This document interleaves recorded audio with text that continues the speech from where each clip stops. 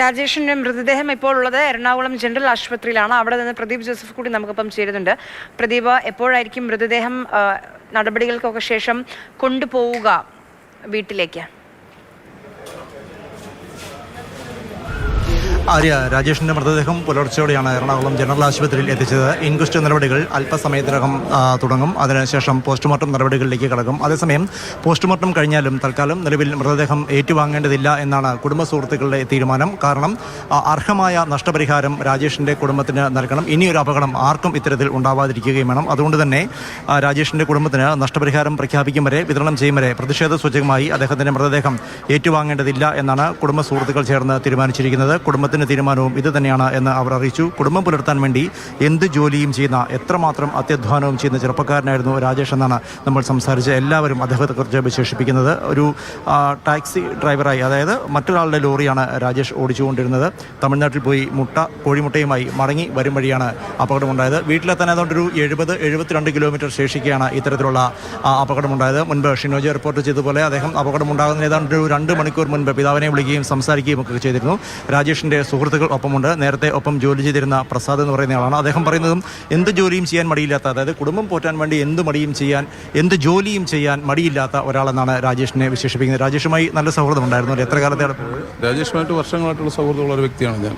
അതായത് ഞങ്ങൾ ഒരേ ഫീൽഡിൽ ജോലി ചെയ്ത ആൾക്കാരാണ്. ഞാനും ഒരു ടാക്സി ഓടിച്ചുകൊണ്ട് അദ്ദേഹം ടാക്സി ഡ്രൈവറായിട്ട് ഞങ്ങളൊന്നിച്ച് ഹരിപ്പാട് സ്റ്റാൻഡിൽ കുറേ നാൾ ഓടിച്ച്. പക്ഷേ അദ്ദേഹത്തിൻ്റെ ജീവിത പ്രാരാബ്ദങ്ങൾ കൊണ്ട് അദ്ദേഹം പല പല ജോലികൾ അന്വേഷിച്ചു പോയി. ഇപ്പം ഞാൻ അദ്ദേഹത്തിനെ കുറിച്ച് എനിക്ക് കുറേ നാൾ കോഴിക്കട നടത്തി, കോഴി വേസ്റ്റ് വരെ കൊണ്ടുപോകുന്ന ജോലി ചെയ്ത്, പിന്നെ അതേപോലെ തന്നെ അത് കഴിഞ്ഞപ്പോൾ അദ്ദേഹം ഒരു ഓട്ടോ ഡ്രൈവറായിട്ട് ജോലി ചെയ്ത്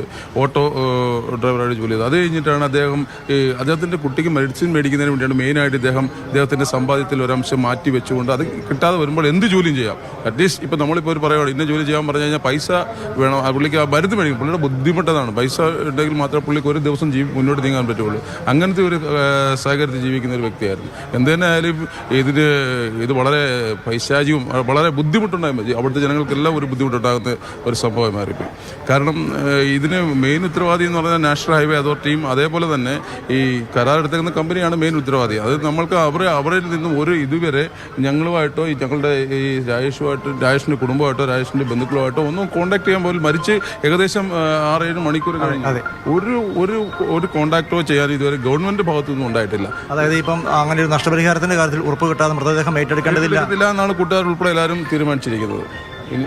അങ്ങനെയാണ് തീരുമാനം വന്നിരിക്കുന്നത്. അദ്ദേഹം പറഞ്ഞതുപോലെ കുടുംബം പുലർത്താൻ വേണ്ടി എന്ത് ജോലിയും ചെയ്യാൻ മടിയില്ലാത്ത ഒരു ചെറുപ്പക്കാരൻ എന്ന് തന്നെയാണ് സുഹൃത്തുക്കളും നാട്ടുകാരും ഒക്കെ രാജേഷിനെ വിശേഷിപ്പിക്കുന്നത്.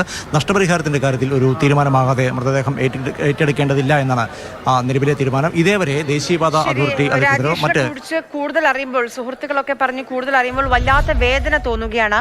ആ കുടുംബത്തിന്റെ ഏക ആശ്രയമായിരുന്നു ശരിക്കും രാജേഷ്. ആ രീതിയിൽ രാവിലെ ഇറങ്ങിയാൽ രാത്രി വരെ കുടുംബത്തിന് വേണ്ടി ജോലി ചെയ്യുന്നൊരു വ്യക്തിയാണ്. അദ്ദേഹത്തിന്റെ ജീവനാണ് ഇപ്പോൾ നഷ്ടമായിട്ടുള്ളത്.